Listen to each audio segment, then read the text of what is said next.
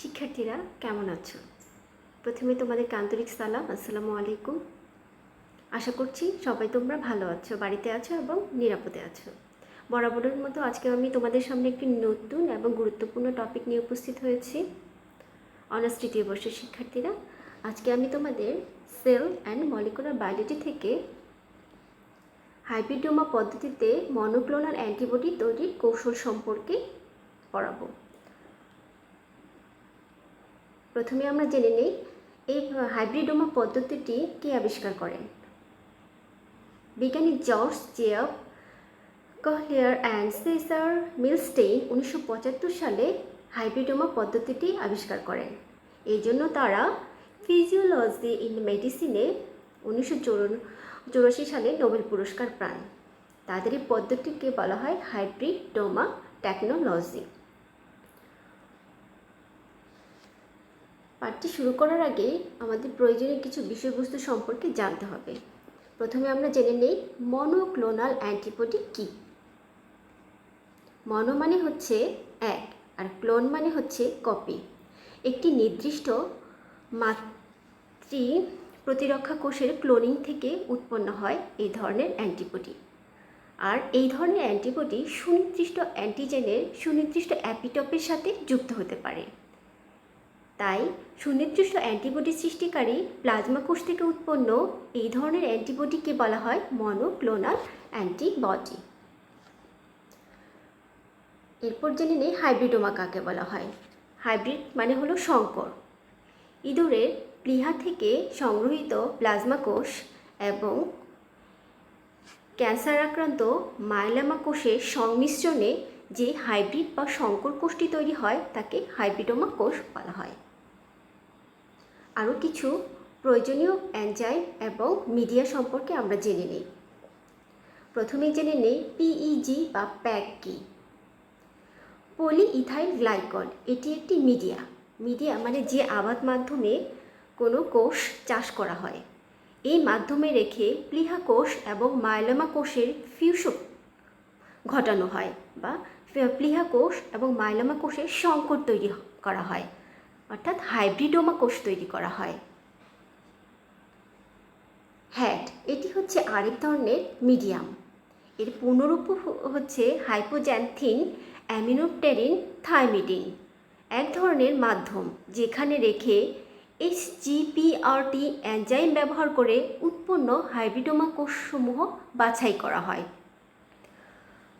তাহলে HGPRT এনজাইমটি কি? এর পূর্ণরূপ হচ্ছে হাইপোজ্যান্থিন গুয়ানোসিন ফসফোরাইবোসিল ট্রান্সফারেজ। এই এনজাইমটি কোষের নিউক্লিওটাইড সংশ্লেষণের জন্য খুবই গুরুত্বপূর্ণ। বিশেষ করে স্তন্যপায়ী প্রাণীদের ক্ষেত্রে এই এনজাইমটি ছাড়া নিউক্লিওটাইড সংশ্লেষণ সাধারণত ঘটে না। এখন নিউক্লিওটাইড সংশ্লেষণ কি সে সম্পর্কেও আমাদের এই কোর্সটি হাইব্রিডোমা পদ্ধতি জানার আগে এই বিষয়টি জানা প্রয়োজন। স্তন্যপায়ীদের দেহে নিউক্লিওটাইড সংশ্লেষণের জন্য দুটি পাথওয়ে আছে। একটিকে বলা হয় ডি নোভা পাথওয়ে, আর একটি পাথওয়েকে বলা হচ্ছে স্যালভেজ পাথওয়ে। আমরা জেনে নিই ডি নোভা পাথওয়েটা কি। ডি নোভা মানে হচ্ছে স্টার্ট ফ্রম দ্য বিগিনিং, অর্থাৎ একটি প্রিকারসরের সহযোগিতায় নিউক্লিওটাইড সংশ্লেষণ শুরু হয় দেখে এ ধরনের নামকরণ করা হয়েছে। একটি প্রিকারসর নিউক্লিওটাইড থেকে তৈরি হচ্ছে ডিএনএ। এভাবে কোষ বিভাজনের সময় ডিএনএ উৎপন্ন হয় ডি নোভা পদ্ধতিতে। আরেকটি পদ্ধতিকে বলা হয় স্যালভেজ পাথওয়ে। স্যালভেজ শব্দের অর্থ টু সেভ বা retrieve, recycle from free bases and nucleotides inside the cell, অর্থাৎ সেলের ভিতরে যে বিচ্ছিন্নভাবে ঘোরাফেরা করা বেজগুলো বা নিউক্লিওটাইডগুলো আছে তাদেরকে একত্রিত করে আবার পুনরায় ব্যবহার করা হয় বলে এদেরকে এই পদ্ধতির নামকরণ করা হয়েছে স্যালভেজ পাথওয়ে। ফ্রি বেজেস এবং নিউক্লিওটাইডগুলোকে একত্রিত করে নিউক্লিওটাইডস ভাণ্ডার তৈরি করা হয়। সেই নিউক্লিওটাইডের ভাণ্ডার থেকে তৈরি হয় হচ্ছে ডিএনএ। এই জন্য এটা রিট্রাইভ করা হয় দেখে, যে নিউক্লিওটাইডগুলো থাকে সেগুলো রিট্রাইভ করা হয় দেখে এই পদ্ধতির নামকরণ করা হয়েছে স্যালভেজ পাথওয়ে। এই স্যালভেজ পাথওয়ে ঘটার জন্য সবচেয়ে গুরুত্বপূর্ণ এনজাইমটি হচ্ছে সেই HGPRT এনজাইম। এটি না হলে স্যালভেজ পাথওয়ে ঘটবে না, অর্থাৎ নিউক্লিওটাইডের থেকে ডিএনএও তৈরি হবে না। এই পদ্ধতিতে আরেকটি এনজাইমও লাগে যাকে বলা হয় টিকে এনজাইম। HGPRT এটা আগেও বলেছি, হাইপোজেনথিন গুয়ানোসিন ফসফোরাইলেজ ট্রান্সফারেজ এনজাইম। আর টিকে মানে হচ্ছে থাইমিডিন কাইনেজ এনজাইম। তাহলে আমরা শিক্ষার্থীরা কি জানলাম, যে স্তন্যপায়ীর কোষে নিউক্লিওটাইড থেকে ডিএনএ তৈরি হতে গেলে দুটি পাথওয়ে দরকার, একটি হলো ডিনোভা পাথওয়ে, একটা হচ্ছে স্যালভেজ পাথওয়ে। ডিনোভা পাথওয়েতে একটি প্রিকারসর দরকার হয়, আর স্যালভেজ পাথওয়েতে দরকার হয় HGPRT এনজাইম। কোনো কোষের নিউক্লিওটাইড সংশ্লেষণ বন্ধ করে দেওয়ার জন্য এই দুটি ট্রিগার পয়েন্টে কাজ করলেই হয়ে যাবে। আমরা পরবর্তীতে জানব এই নিউক্লিওটাইড সংশ্লেষণটা, এই পদ্ধতিকে কিভাবে আমরা ব্যবহার করছি আজকের মনোক্লোনাল অ্যান্টিবডি সংশ্লেষণের ক্ষেত্রে। তারপরে আরেকটি মিডিয়াম সম্পর্কে আমাদের বিস্তারিত জানতে হবে, সেটা হলো হ্যাট মিডিয়াম। হ্যাট মানে H সমান হচ্ছে হাইপোজেনথি, A মানে হচ্ছে অ্যামিনোপটেরিন, T হচ্ছে থাইমিডিন। অর্থাৎ হ্যাট মিডিয়ামে একটি বিশেষ ধরনের কেমিক্যাল ব্যবহার করা হয় যার নাম হচ্ছে অ্যামিনোপটেরিন। এই অ্যামিনোপটেরিনটা ডিনোভা পাথওয়েকে ব্লক করে দেয়। অর্থাৎ কোনো কোষের ডিনোভা পাথওয়েটি বন্ধ করে দেওয়ার জন্য এই অ্যামিনোপটেরিনটা এখানে ব্যবহার করা হয়েছে। অর্থাৎ নিউক্লিওটাইড সংশ্লেষণের একটি পাথওয়েকে এখানে স্টপ করে দেওয়া হলো।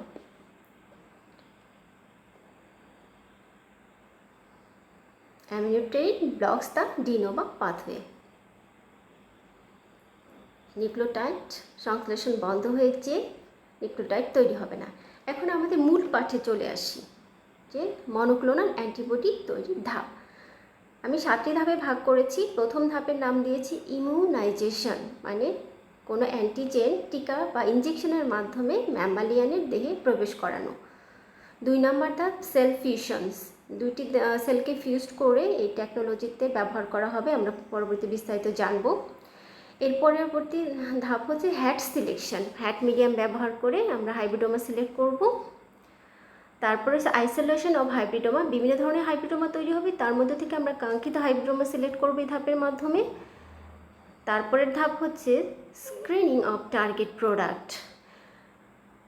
অনেক ধরনের হাইব্রিডোমার মধ্যে আমার যে ধরনের অ্যান্টিবডি তৈরি দরকার, সে ধরনের অ্যান্টিবডি যে হাইব্রিডোমা তৈরি করে সেই সেলটাকে স্ক্রিনিং করে বের করে নিয়ে আসা হয় এই ধাপের মাধ্যমে। এরপরে আছে ক্লোনিং অ্যান্ড প্রপাগেশন, টার্গেট সেলটা পেয়ে গেলে তার ক্লোনিং করা, মানে কপি তৈরি করে গিয়ে প্রপাগেশন মানে বংশ বিস্তার করা, অনেকগুলো সেলের সংখ্যা বৃদ্ধি করা। শেষে হচ্ছে আমরা যে টার্গেট সেলটার সংখ্যা বৃদ্ধি ঘটব সেগুলোকে বোতলজাত করা, অর্থাৎ এদেরকে নাম প্রদান করা এবং স্টোরেজ বা সংরক্ষণ করা, অর্থাৎ মনোক্লোনাল অ্যান্টিবডিকে সংরক্ষণ করা। এরপর আমরা বিস্তারিত জেনে নিব। প্রথম ধাপের নাম দিয়েছি ইমিউনাইজেশন। ইমিউনাইজেশন হচ্ছে বহিস্থ অ্যান্টিজেন কোনো ম্যামালিয়ান, যেমন ইঁদুর দিয়ে সাধারণত টেস্ট করা হয়, তাহলে ইঁদুরের দেহে বহিস্থ অ্যান্টিজেনকে আমরা প্রবেশ করাবো ইনজেকশনের মাধ্যমে। অর্থাৎ একটি ইনজেকশনের মাধ্যমে একটি ইঁদুরকে হাইপার ইমিউনাইজড করা হয়। হাইপার ইমিউনাইজেশন বারবার একই অ্যান্টিজেন প্রবেশ করিয়ে ওর দেহে অ্যান্টিবডি তৈরি করানো হয়।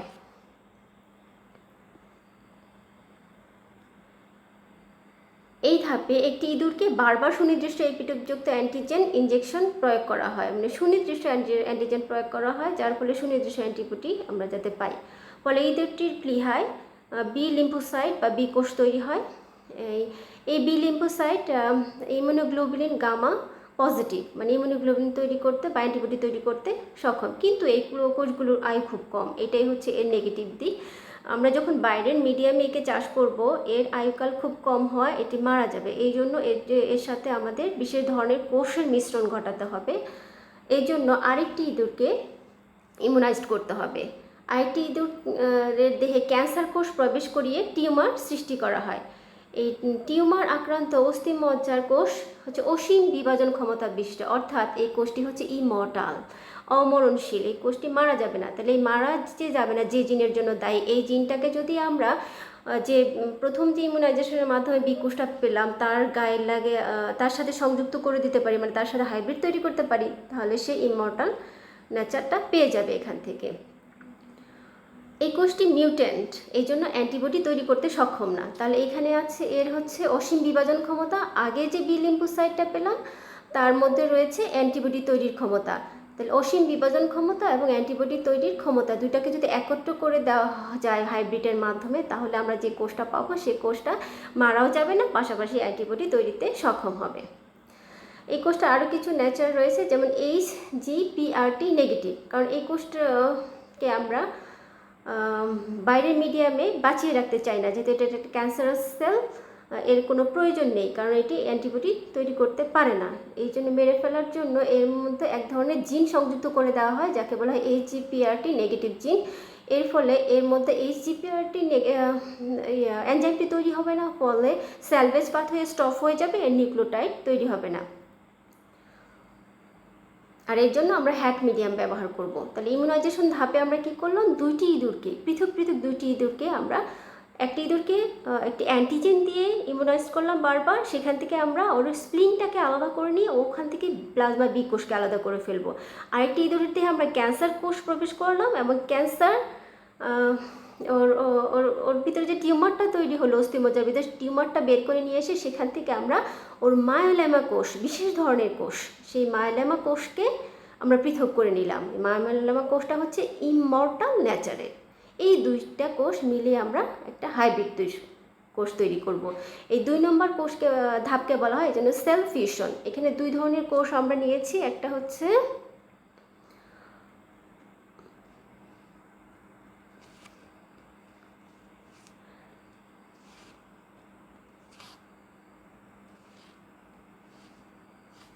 একটি হচ্ছে বি কোষ, আরেকটি হচ্ছে মায়োলেমা কোষ।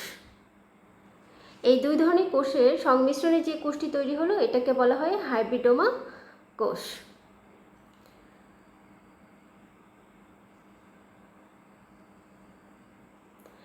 এই মায়োলেমা কোষ এবং হাইব্রিডোমা কোষের ফিউশনের ফলে আমরা আসলে 5 ধরনের কোষ পাবো।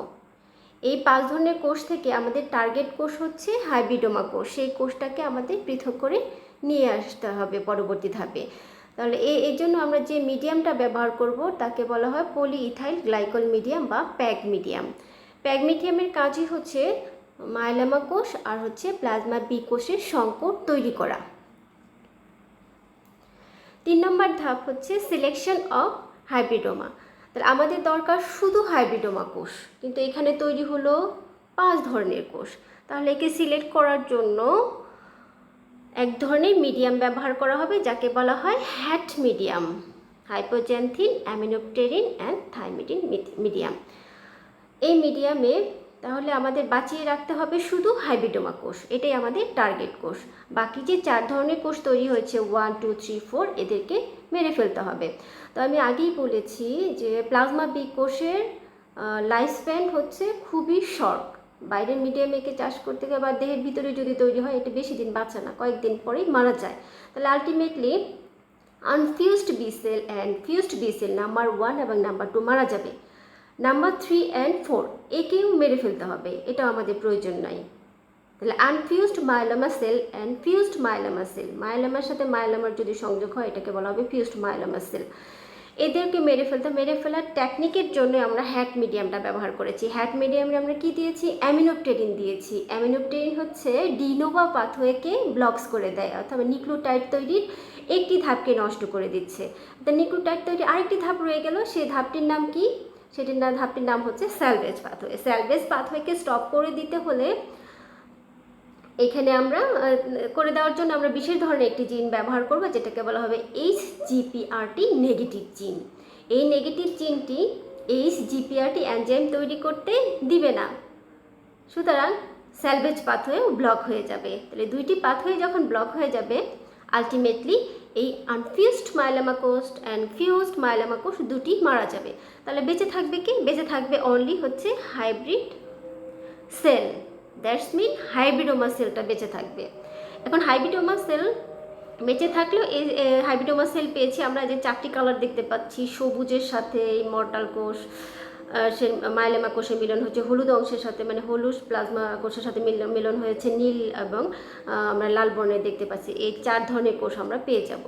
তাহলে পরবর্তী ধাপে আমরা চলে যাই। 4 নম্বর ধাপ হচ্ছে আইসোলেশন অফ হাইব্রিডোমা। এই হাইব্রিডোমা কোষটাকেও আমাদের আইসোলেট করে ফেলতে হবে, কারণ 4 ধরনের যদি আমরা একত্রে অ্যান্টিবডি তৈরিকারী কোষ নেই, তাহলে এটা পলিক্লোনাল অ্যান্টিবডি তৈরি হবে, মানে 4 ধরনের অ্যান্টিবডি তৈরি হবে। তো আমাদের টার্গেট হচ্ছে ইমিউনোগ্লোবিন গামা সাপোজ ধরো, তাহলে আমাদের 1 ধরনের কোষকে সিলেক্ট করতে হবে। তাহলে এই হাইব্রিডোমার 4 ধরন থেকে আমাদের 1 ধরনের কোষকে সিলেক্ট করে নিয়ে আসতে হবে এই ধাপে। একই অ্যান্টিজেনের দ্বারা নানা ধরনের এপিটপস, একটা অ্যান্টিজেনে নানা ধরনের এপিটপ থাকে আমরা জানি। তাই হাইব্রিডোমা যে 4 ধরনের হাইব্রিডোমা আছে, এই 4 ধরনের সংকরই এখানে তৈরি হবে, যারা পলিক্লোনাল অ্যান্টিবডি তৈরি হয়ে যাবে। কিন্তু আমাদের দরকার মনোক্লোনাল অ্যান্টিবডি। এই জন্য আমরা বিশেষ ধরনের একটি কালচার প্লেট ব্যবহার করব, যাকে বলা হয় multi well culture plate. Multi well culture প্লেটের বৈশিষ্ট্য হলো এটাতে মানে এত লো ডেন্সিটিতে কোষগুলো ছড়িয়ে পড়ে যাতে একটা প্রকোষ্ঠে মাত্র একটা করে কোষ থাকে।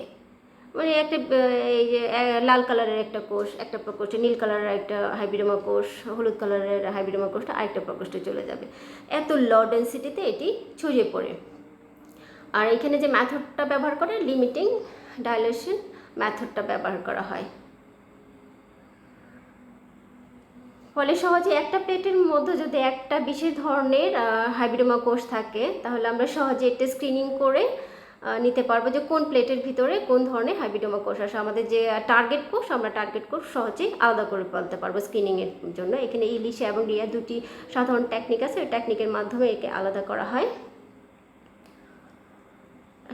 6 নম্বর ধাপ হচ্ছে ক্লোনিং অ্যান্ড প্রোপাগেশন। এখন আমরা কাঙ্ক্ষিত হাইব্রিডোমাকে স্ক্রিনিংয়ের মাধ্যমে আলাদা করে নিয়েছি। আলাদা হাইব্রিডোমা কোষটাকে এখন আমরা ক্লোনিং অ্যান্ড প্রোপাগেশন বা এর কপি তৈরি করব এবং এর বৃদ্ধি ঘটাবো। তো আমি আরেকটু জিনিস স্কিপ করেছি বলে নেই যে হাইব্রিডোমা কোষটা কেন বেঁচে থাকবে। হাইব্রিডোমা কোষটা হচ্ছে একটা জিন পাবে হচ্ছে মাইলেমা থেকে ইমর্টাল নেচারটা পাবে। আর এতে প্লাজমা বি কোষ অংশ থেকে পাবে হচ্ছে এই আইজি পজিটিভ জিনটা। তাহলে ও অ্যান্টিবডি তৈরি করতে পারবে, পাশাপাশি হচ্ছে এই জিপিআরটি পজিটিভ জিনটা ওর মধ্যে আছে, এর মানে নিউক্লিওটাইড তৈরি করতে পারবে। প্লাজমা বি কোষ নিউক্লিওটাইড তৈরি করতে সক্ষম, এর মানে বেঁচে থাকতে সক্ষম এবং অ্যান্টিবডি তৈরি করতেও সক্ষম। আর মাইলেমা কোষটা কী ছিল, মাইলেমা ইমর্টাল। তাহলে ইমর্টাল নেচার প্লাস হচ্ছে নিউক্লিওটাইড নেচার, 2টি নেচারই পেয়ে গেল। এই জন্য এই কোষটা বেঁচে থাকবে। এই জন্য কিন্তু হাইব্রিডোমাটা তৈরি করা হয়, মানে ইমমর্টালিটি প্রদান করার জন্য, যেহেতু প্লাজমা বি কোষের লাইফ স্প্যান বাইরে ছোট। ক্লোনিং অ্যান্ড প্রোপাগেশন, এটা পৃথক কালচার মিডিয়ামে নিয়ে সুনির্দিষ্ট অ্যান্টিবডি তৈরিকারী হাইব্রিডোমাকে পৃথক আবাদ মাধ্যমে নিয়ে এর প্রয়োজন মতো সংখ্যা বৃদ্ধি করিয়ে নেওয়া হয়। ধরে নিলাম আমি ইমিউনোগ্লোবিন গামাটা দরকার, গামা যে প্রকোষ্ঠে ছিল সেই প্রকোষ্ঠ থেকে আমি পিপেটের মাধ্যমে নিয়ে নিলাম পৃথক কালচার মিডিয়ামে। সেখানে আমি আবাদ করে যত খুশি এর মাল্টিপ্লিকেশন ঘটিয়ে কোষগুলোকে সংখ্যা বৃদ্ধি ঘটানো হলো। এর পরবর্তীতে আছে একে সংরক্ষণ করা, এটা যাতে নষ্ট না হয়ে যায়। তাহলে সংরক্ষণ করার জন্য সবচেয়ে উল্লেখযোগ্য মিডিয়াম হচ্ছে তরল নাইট্রোজেনে এদেরকে সংরক্ষণ করা হয়। এবং সর্বশেষ ধাপ হচ্ছে স্টোরেজ অ্যান্ড ক্যারেক্টারাইজেশন, মানে এদেরকে পৃথক পৃথক অ্যান্টিবডিকে পৃথক পৃথক নাম প্রদান করা, একে বলা হয় ক্যারেক্টারাইজেশন। আর স্টোরেজ করা হয় তরল নাইট্রোজেনে। এভাবে মনোক্লোনাল অ্যান্টিবডি প্রোডাকশন করা হয়। তাহলে আমরা জানলাম কি 7টি ধাপের মাধ্যমে মনোক্লোনাল অ্যান্টিবডি তৈরি করা হলো। তাহলে প্রথম ধাপটা কি ছিল শিক্ষার্থীরা?